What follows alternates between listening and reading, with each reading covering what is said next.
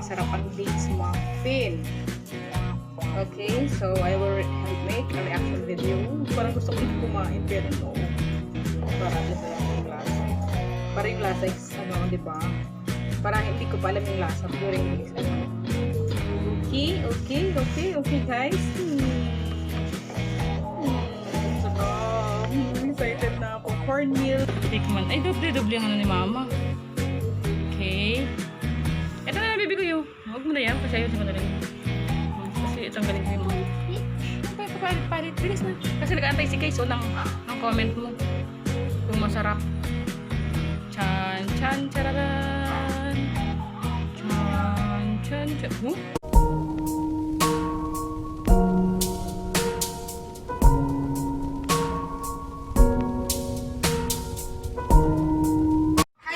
Good afternoon. Welcome back to my channel. Welcome back to Pherl TV. Welcome back to Pherl TV. Welcome back to Pherl TV.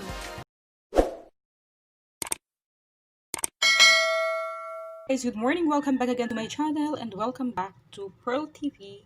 And I am here to serve as your Shasha's home chef. I am Shasha's home chef for 25 years, okay? So now, in today's video, I'm going to conduct an experiment, okay?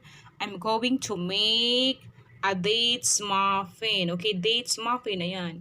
Kumuha ako dun sa mga dates ni Mr. ko and I am reminded one time to use this. Shout out to Sister Kidney Disease Warrior for sharing with the story that dates can be made into muffin. And yes, I think it's really perfect and it's very healthy.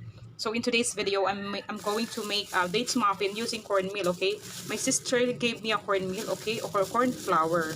Cornmeal or corn flour, okay?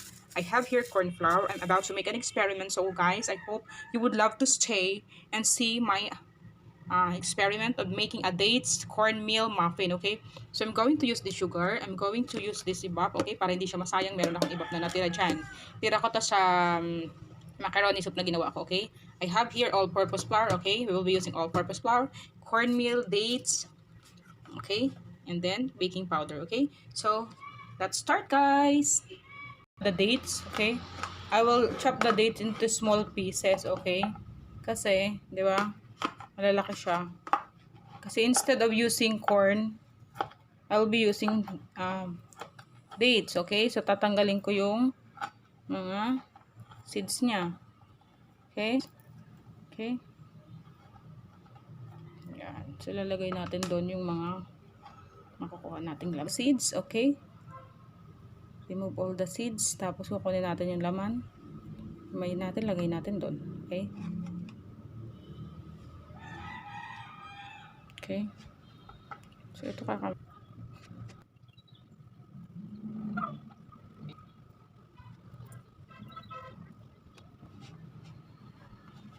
guys, meron na tayong dates. Ihahalo na natin sa gagawin nating dates muffin. Let's start by putting the half cup of cornmeal, okay? Half cup of cornmeal. Half cup of cornmeal. Next, let's add the half cup of all-purpose flour, okay? We'll mix the dry ingredient first. Then I will add 1 teaspoon of baking powder, okay? Then I will add 1 pinch of salt. Then I will be adding sugar, okay? 1 teaspoon, 2 teaspoon, 3 teaspoon, okay? And 4 teaspoon of sugar is added, okay?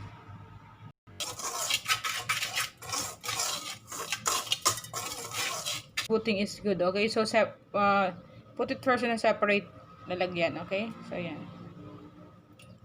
1 egg. Then let us now mix, okay? The egg. Put the half cup of evaporated milk, okay? Evaporated milk.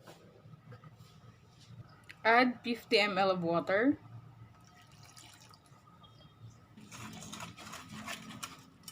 And then keep on mixing, keep on mixing.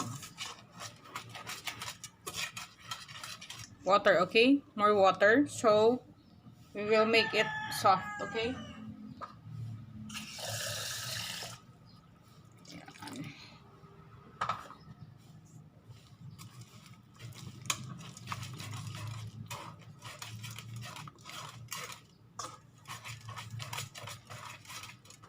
Dates, okay?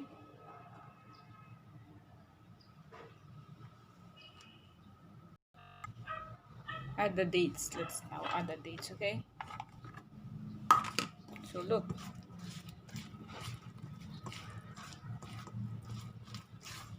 I'm too excited for this, guys.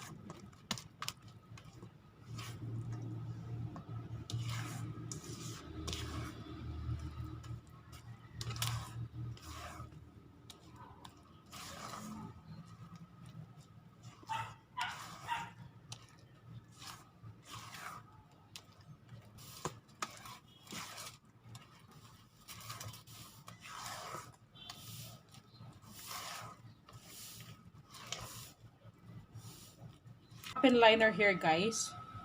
I have a muffin liner here, guys. I'm about to. Okay, I have two muffin molds here. Okay.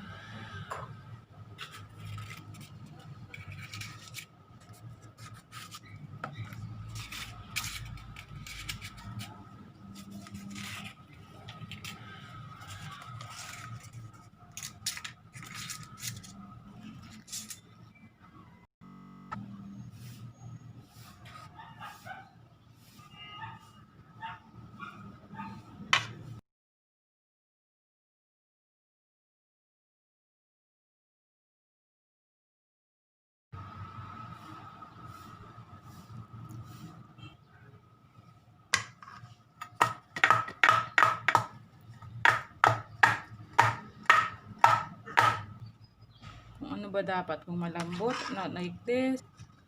Diba?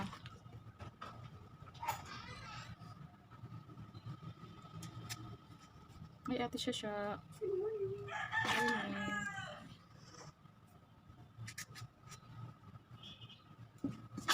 So, isang ganito kasi siya. Di ba mas mabilis siya?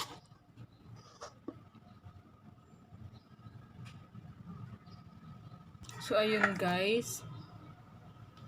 Kagawa tayo ng dalawang tig-ani. Meron pa doon. Pero yun, tingnan nyo ito guys.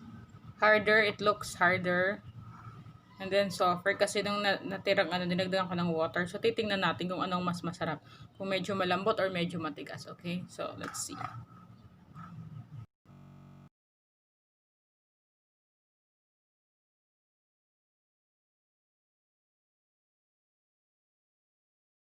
I will be putting the muffins at the center. Okay? It's so hot. Oven, okay? So, nagkasya guys. Sinimot ko guys yung mga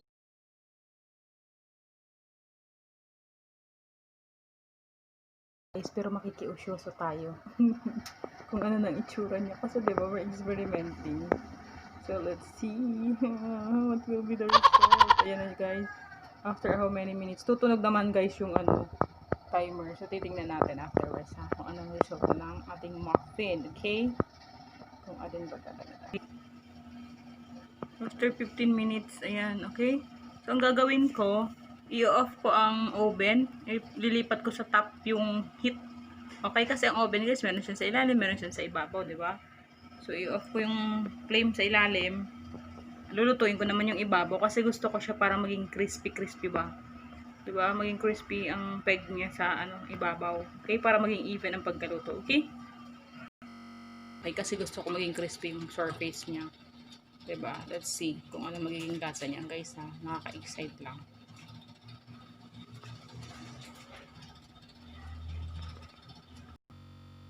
So yun guys, tumutunog na ang ating timer. It's done na. Ayun, hanguin na natin ang ating muffin. Okay. So tanggalin ko na kasi baka check ko ng toothpick pala.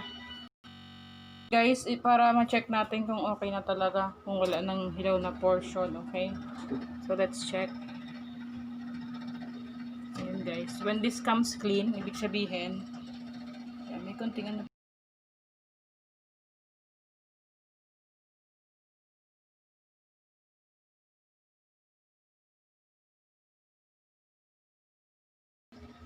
Guys, I added 2 minutes kasi gusto ko maging ano, crunchy yung ibabaw ng muffin, guys. Gusto ko maging crunchy siya kasi akong kakain, 'di ba? Gusto ko crunchy. Okay. So yung extended 2 minutes ko, guys, ano na, okay na? So, okay na ako doon. Gusto ko kasi medyo toasted ang top. Okay, so hangoin ko na siya. So ayun na, guys, yung isa. And this is the other one, okay?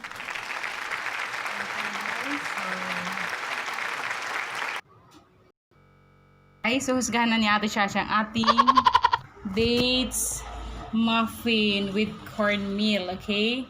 So, ate, go. Tikman mo na. Please. Tikman. Ay, doble ang ano ni mama. Okay. Ito na lang, baby ko yun. Huwag mo na yan, kasi ayusin ko na lang yun. Kasi tanggalin ko yung... Ano ba, papalit. Bilis na. Kasi nag-aantay si guys, so, ng comment mo. Kung masarap. Chan, chan, chararan. Chan, chan, chan. Huh? Sure? Yummy? Promise? Yummy daw, guys, eh. Wala, parang nainggit na ako. Parang gusto ko nang kumain, ha? Pwede ako makatikim. Gusto ko tumikim ito. Mamaya na lang ako. Abangan nyo na lang, guys, ang reaction video ko dyan, ha? Si-check ko ang lasa niyan. I will have my own reaction video. Abangan nyo, guys. Ayoko munang tumikim. Gusto ko